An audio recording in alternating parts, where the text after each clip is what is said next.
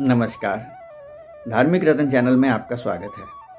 जैसा कि आप जानते हैं, इस चैनल के माध्यम द्वारा हम श्री राम कथा धारावाहिक रूप में प्रस्तुत कर रहे हैं। अभी तक 29 प्रकरण हो चुके हैं और आज 30वां प्रकरण है और अयोध्या कांड की कथा चल रही है। पिछले प्रकरण में आपने जाना था कि भरत जी की श्री राम से भेंट हुई, सब लोग परस्पर मिले। इसके पश्चात वशिष्ठ जी ने राम जी को दशरथ जी के स्वर्गवास की सूचना दी। यह सुनकर राम जी, लक्ष्मण जी एवं सीता जी बहुत ही दुखी हुए। फिर गुरु वशिष्ठ के आदेश के अनुसार राम जी ने पिताजी को जलांजलि दी। उस दिन सारा दिन शोक के अंदर ही बीता, मानो राजा आज ही स्वर्ग सिधारे हों। किसी ने कुछ भोजन तक नहीं किया। दूसरे दिन भील किरात कंदमूल फल लेकर के आए और गुरु के कहने पर सबने फलाहार किया। इसके बाद गुरु जी की अध्यक्षता में एक सभा हुई, जिसमें भरत जी को पुनः समझाया गया। पर भरत जी ने कहा कि वे अपने निश्चय पर अटल हैं, राजा तो राम ही बनेंगे। वशिष्ठ जी ने कहा कि कहीं इसके उपाय हो सकते हैं। सकुचहु तात कहत एक बाता, अरध तजहि बुध सर्वस जाता। तुम कानन गवनौ दो भाई, फेरिए लखन सिए रघुराई। वशिष्ठ जी ने कहा कि हे भरत जी, कई उपाय हो सकते हैं। एक उपाय तो यह है कि तुम दोनों भरत और शत्रुघ्न वन में चले जाओ और लक्ष्मण, सीता और राम को वापस भेज दिया जाए।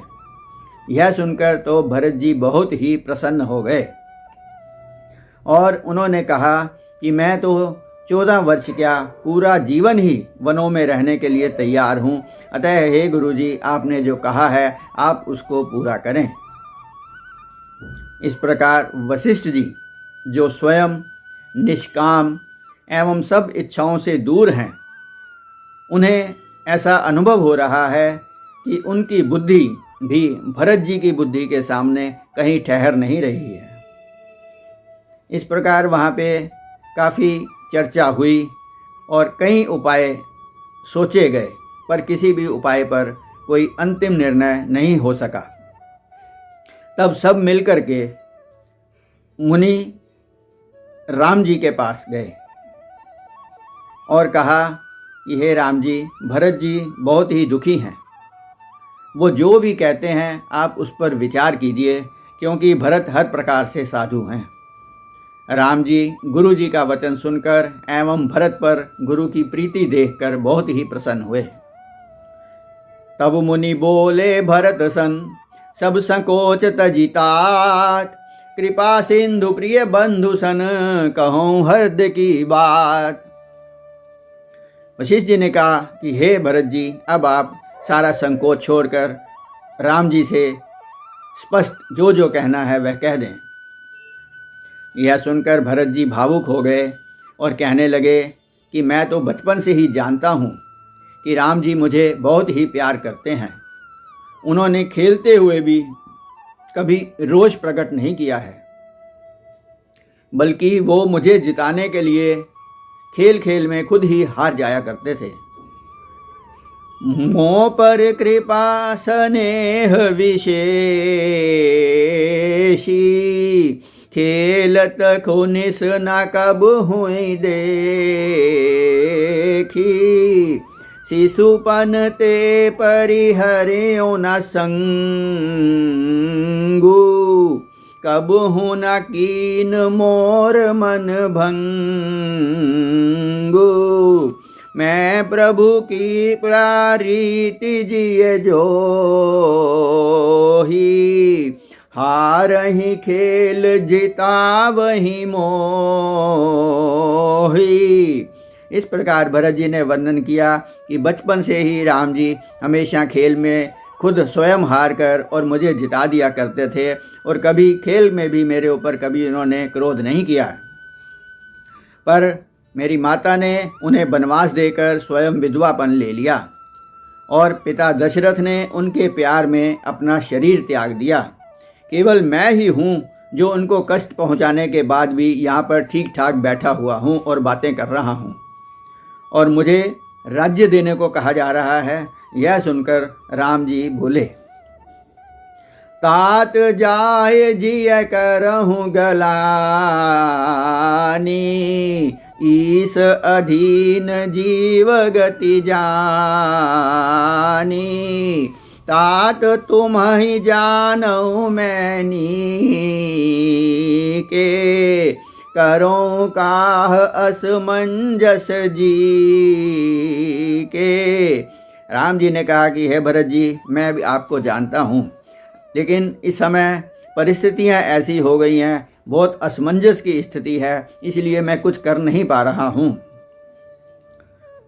मन प्रसन्न करि सकुच तजी, कहूँ करऊँ सोई आज, सत्य संध रघुवर बचन, सुनिभा सुखी समाज। सियापति राम जय जय राम, मेरे प्रभु राम जय जय राम। राम जी ने कहा, हे भरत जी, आप अपने मन में संकोच छोड़कर जो भी कहना चाहो वह कह दो, मैं सब करने के लिए तैयार हूँ। यह सुनकर के ऊपर बैठे हुए देवता तो घबरा गए। इंद्र ने बृहस्पति जी से कहा, महाराज यह क्या हो रहा है, हमारा तो सारा बना बनाया खेल ही बिगड़ जाएगा। तब बृहस्पति जी बोले कि तुम लोग अधीर ना हो, इस समय तुम मन ही मन भरत जी का ध्यान लगाओ, सब ठीक होगा। यह सुनकर देवता मन ही मन फिर भरत जी का सुमिरन करने लगे। इधर उसी समय समाचार मिला कि महाराज जनक पधार रहे हैं। यह सुनकर सभा बीच में ही समाप्त हो गई और सभी भाई जनक जी को आदर सहित आगे लेने के लिए चल पड़े।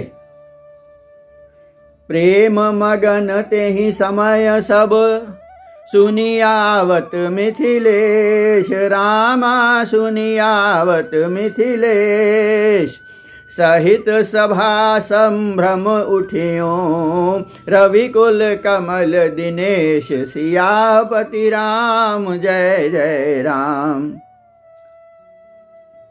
सुर सिद्ध तापस जोगी जन, मुनि देखी दशा विदेह की, तुलसी न समरथ को जो, तरि सके सरित स्नेह की।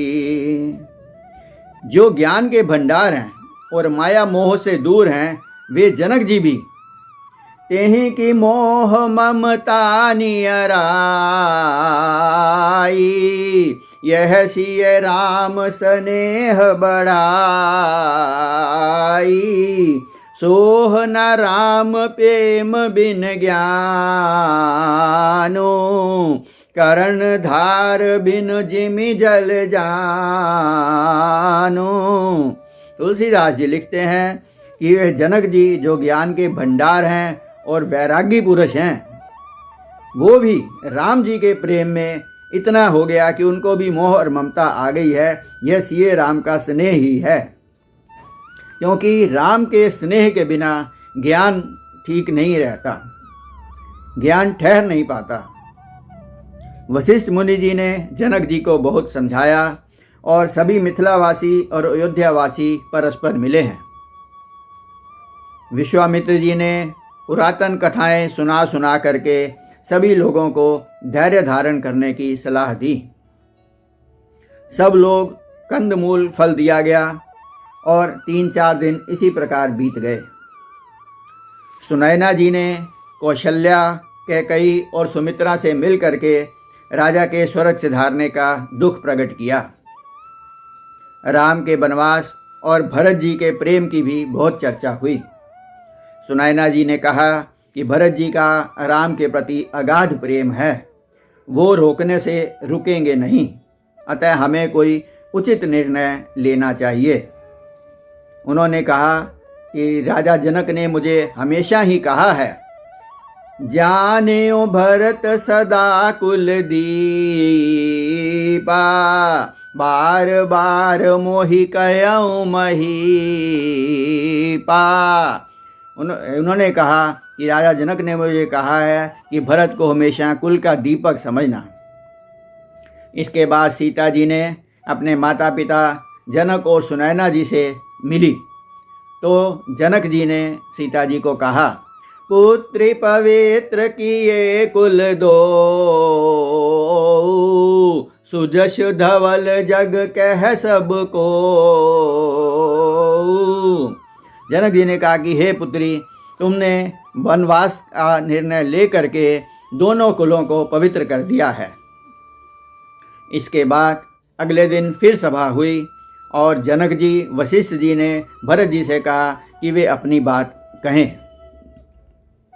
भरत जी ने कहा, आप सब बड़ों के होते हुए मेरा बोलना उचित नहीं है। कहीं भी राम जी की आज्ञा भंग करता हुआ कभी कोई कहा सुना नहीं गया है। केवल मैं ही हूँ जो मैंने यह ढीठता की है, पर राम जी ने उसे हमेशा मेरा प्यार ही माना है। अतः वो जो भी आज्ञा देंगे मैं उसी का पालन करूँगा। सारी बातचीत के बाद भगवान श्री राम जी बोले कि हे भैया भरत, पिता की असामयिक मृत्यु के कारण ऐसी स्थिति आ गई है कि मैं वचनों का पालन कर रहा हूँ, अतः तुम भी इसमें मेरी सहायता करो और सब भाई मिलकर मेरी विपत्ति को बांट लो। तुम अभी तो अयोध्या का राजकाज देखो, फिर 14 वर्ष बाद जैसी स्थिति होगी वैसा देखेंगे। यह सुनकर के भरत जी प्रसन्न हो गए। उन्होंने कहा कि मुझे आपकी आज्ञा शिरोधार्य है। मैं आपका प्रतिनिधि बनकर 14 वर्ष राजकाज देखूंगा, पर आप मुझे कोई आधार दे दें। तब राम जी ने अपनी खड़ाऊं उनको दे दी। भरत जी ने यह भी कहा कि 14 वर्ष के बाद अगर आप एक दिन भी देर करेंगे तो मैं इंतजार नहीं करूंगा और जल समाधि ले लूंगा। जो राज तिलक के हेतु तीर्थों का जल लाया गया था वह अत्रि मुनि के कहने से एक पुरातन स्थान पर रख दिया गया, जो कि भरतकूप के नाम से प्रसिद्ध हुआ। मांगे हूँ विदा प्रणाम करी, ते राम लिए उरलाई, लोग उचाटे अमरपति, कुटिल को अवसर पाई। इसके बाद भरत जी ने राम जी को प्रणाम करके उनसे विदा मांगी और सभी अयोध्यावासी अयोध्या की ओर वापस चल पड़े।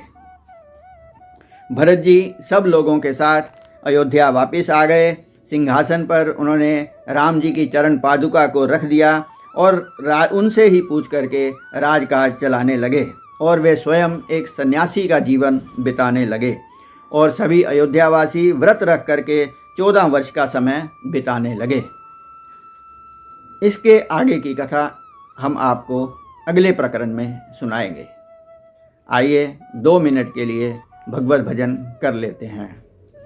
श्री राम जय राम जय जय राम, श्री राम जय राम जय जय राम, श्री राम जय राम जय जय राम, श्री राम जय राम जय जय राम, श्री राम जय राम जय जय राम, श्री राम जय राम जय जय राम। मंगल भवन अमंगल हारी, द्रवहु सुदशरथ अजिर बिहारी, श्री राम जय जय राम, श्री राम जय जय राम। मंगल भवन अमंगल हारी, उमा सहित जहि जपत पुरारी, श्री राम जय जय राम, श्री राम जय जय राम। धन्यवाद। नमस्कार। जय श्री राम।